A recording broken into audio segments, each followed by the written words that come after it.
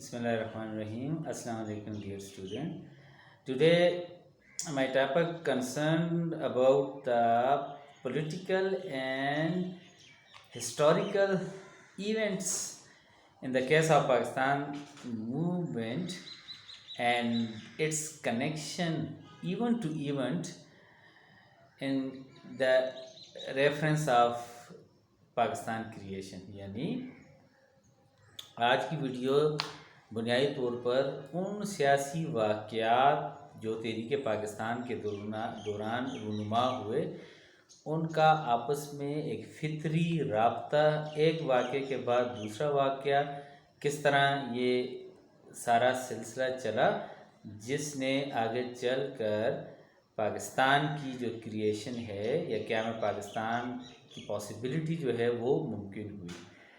तो as you know, जैसे कि आप जानते हैं, आफ्टर द फेलियर ऑफ जंग आज़ादी 1857 का जो मामला था, उसके बाद ब्रिटिशर्स जो है वो बहुत चौकन्ना हो गए और उन्होंने इन हिंदुस्तानियों को एक टेक्टिकल तरीके से काबू करने के लिए कुछ इस्लाहात, रिफॉर्म्स इंट्रोड्यूस की और साथ साथ एक ऐसा पॉलिटिकल प्लेटफॉर्म बनाने की कोशिश की ताकि ये हिंदुस्तानी जो हैं, हिंदू मुस्लिम जो इसमें मेजर कम्युनल ग्रुप था, इनके जो भी राइट्स हैं, हाँ वो सोशल हों, पॉलिटिकल हों, कल्चरल हों, रिलीजियस हों या इकनॉमिक हों, हर तरह के हुकूक जो हैं ये एक सियासी तरीके से या एक अंडर द पॉलिटिकल पार्टी ये अपने आप को इस तरह प्रमोट करें और इन कामों में मसरूफ़ रहें, बजाय इसके कि ये हथियार उठाएं और रिबेलियस एटीट्यूड जो है वो अंग्रेज़ हुकूमत के ख़िलाफ़ करें। खैर, ये 1857 की जो जंग आज़ादी है, वार ऑफ इंडिपेंडेंस, इसके अपने कुछ मुज़मरात और आगे इसके फोरग्राउंड पर कुछ चीज़ें ऐसी हैं। बुनियादी आज के मौजू में, आज की वीडियो में हम ये देखेंगे कि मुसलमानों के लिए वो ऐसे कौन से मुहर्रकात या स्टिमुलेंट्स थे जिसने इसकी मुसलमानों की जो आइडेंटिटी है इंडियन सब कॉन्टिनेंट में उसको इन्हेंस किया, प्रोमोट किया और अगली नस्लों के लिए इसको डेवलप किया, जो कि एक बड़ी वायलेंट मूवमेंट रही in case of Pakistan movement. And then the Muslim leadership, the distinct political platform in the case of in the shape of all India Muslim league, and they got the enormous result and defeated very obviously to the British rule, the British monopoly and Hindu mindset against the Muslim community.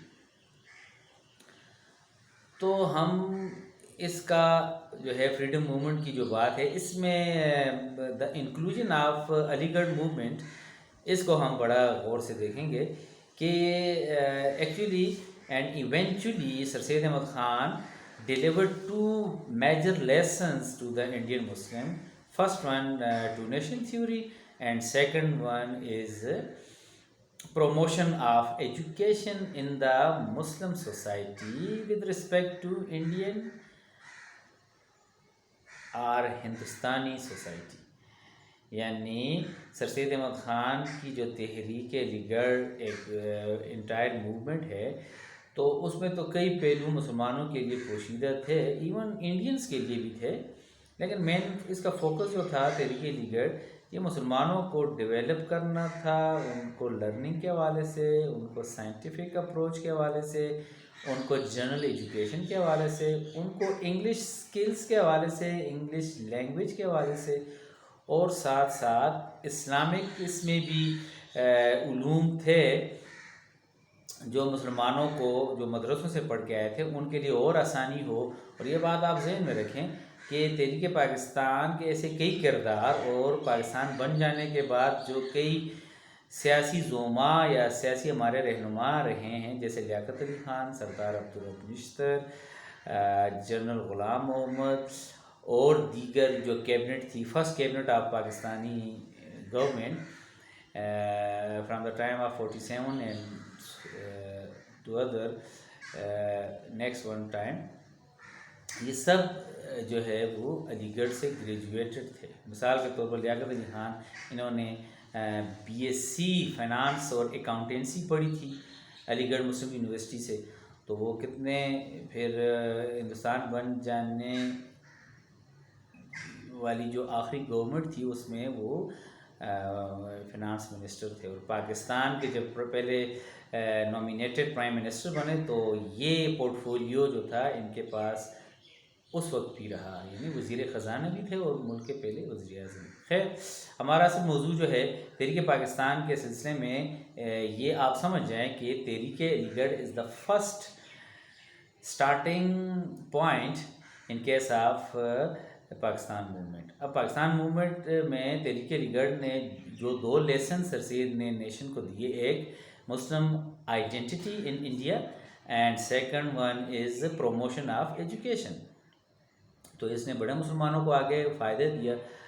تو اب کانگریس جو ایسی party تھی ایک national level پر، اب اس کی domination یعنی ہندو domination کے وہ انڈر آ گیا، اور ہندو جو ایکسٹریمسٹ ہے وہ کانگریس پارٹی کو ایک ہندو پارٹی بنا گئے. اب مسلمانوں کو اپنا سروائیول کرنا تھا ان کیس آف ہیومن رائٹس.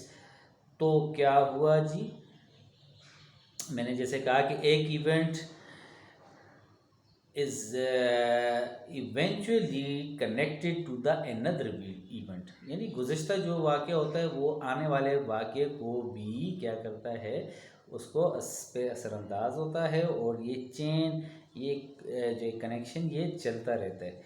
تو کانگریس کے معاملے میں پھر ہم دیکھتے ہیں کہ شملہ جو وفد ہے وہ اپنی ڈیمانڈز لے کر لارڈ منٹو کے پاس جاتے ہیں اور انگریز سرکار ان کو اپروو کرتی ہے. تو اس دوران یہ معاملہ شملہ ڈیلیگیشن کا تب بھی ہوتا ہے کہ پارٹیشن آف بنگال میں کانگریس نے مسلمانوں کو کھلا ان کی مخالفت کی کہ مسلمان کے لیے الگ صوبہ جو مشرقی بنگال کی شکل میں ملا تو وہ نہیں چاہتے. دا مسلم would give the proper prosperity in India in every field of life. therefore مسلمانوں کو پھر جب اپنے مطالبات ان کے منظور ہوئے تو نیکسٹ ایپیسوڈ میں ان کو اپنی پولیٹیکل سروائیول کے لیے اور اپنے ہیومن رائٹس کو پروٹیکٹ کرنے کے لیے آل انڈیا مسلم لیگ بنانے کے لیے ان کی راہیں ہموار ہوئیں، اور بالآخر وہ اس مقصد میں کامیاب ہوئے اور انہوں نے اپنا ایک الگ سیپریٹ سٹانس جو ہے اسٹینڈ اپ کیا. And this party continued her fight against the British imperialism and the Hindu extremism. یہ 2 چیزیں مسلمانوں کے سامنے تھیں، ایک برٹش امپیریلزم، ان کا جو ہارش ٹریٹمنٹ تھا اگینسٹ مسلم، اور دوسرا کانگریس کی اس قیادت کے خلاف. یہ ایک بڑا اچھا پلیٹ فارم ثابت ہوا آل انڈیا مسلم لیگ، جس نے مسلمانوں کے حقوق کو، مسلمانوں کے سٹانس کو مزید اسٹرینتھن کیا. And in the time of 1913 when Mr. Jinnah availed the membership in Muslim League تو مسلم لیگ کی سیاسی قوت میں اور بھی اضافہ ہو گیا. اب یہ جناح کی اپنی سوچ تھی کہ we should stand in the form of unity, and then we 2 major political parties, Congress and Muslim League, firmly fight against the British imperialism and can get the freedom in early times. یعنی بہت جلد اگر کانگریس اور مسلم league 2 قوتیں مل جائیں تو یہ بہت جلد انگریز کی غلامی سے چھٹکارا پا سکتے ہیں.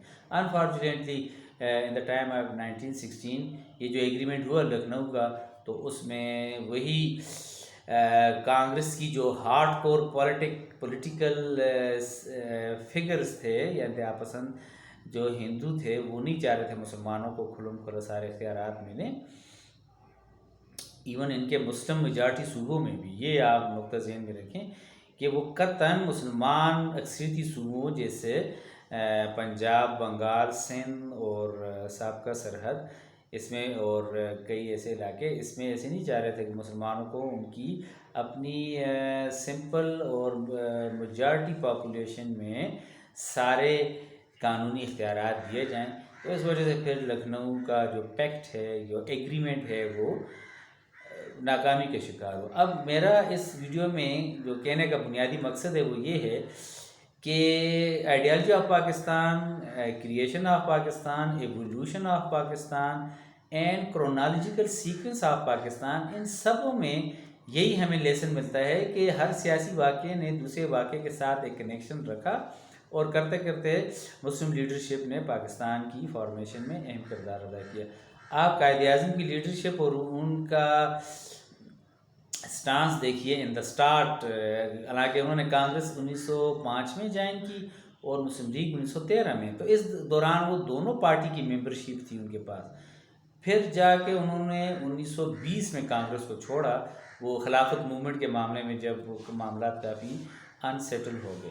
تو کہنا میرا اس ویڈیو میں یہ مقصد رہا ہے، اس لیسن میں، ہیلپنگ لیسن میں، کہ مسلمانوں کی جو پولیٹیکل لیڈرشپ تھی اس میں قائد اعظم واحد بندے تھے جو انڈیا کی یونٹی رکھنا چاہتے تھے. In the shape of Lucknow pact is the concrete evidence and very very important agreement, first time last time in the political history of united India. اس کے بعد مسلمان اور انڈیا اس کا ہندوؤں کو اور مسلمانوں کا، کانگریس اور مسلم لیگ کا کوئی ایسا ایگریمنٹ نہیں ہوا، اور چیزیں ایسی ہی کیا ہوتی رہیں، ٹمبل ہوتی رہیں، لڑکھڑاتی رہیں، گرتی رہیں.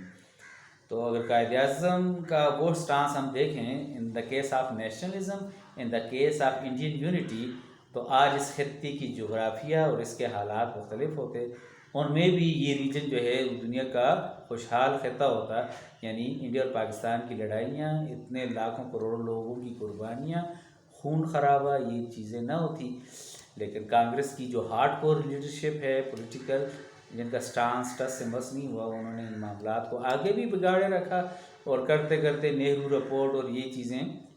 It is so natural when All India Muslim League and the Jinnah political stance again and again fight and accept the challenges from the Congress. تو ظاہر ہے پھر مسلم لیگ کو جوابات تو دینا تھے، وہ جس طرح بھی تھے. تو آج کے لیسن میں یہ میں نے بتانے کی کوشش کی کہ کس طرح واقعات ایک دوسرے سے جڑے ہوتے ہیں. It is so natural, it is the entire decision from Allah پاک. جب سے کائنات بنی ہے، ہر واقعہ ایک عمل کے طور پر دوسرا واقعہ جنم دیتا ہے، وہ رد عمل ہوتا ہے، خواہ اچھے ہوں برے ہوں، اور یہ کنیکشن چلتا رہتا ہے. It is the part of nature, rule and regulation, جس کو آپ قانون فطرت کہتے ہیں. تو یہ ٹچ میں یہاں پولیٹیکل ہسٹری آف پاکستان کے اس ایپیسوڈ میں دینا چاہ رہا تھا. The proper Pakistan movement started from the Aligarh movement, and then this movement eventually got the solid proof in case of Pakistan resolution, yani Qaradat Pakistan. Thank you very much. I hope you got more and more information from this video, and please subscribe my channel. Comments please, and pass comments, pass smile, and continue my support in case of this content and video effort. Thank you very much. Allah Hafiz.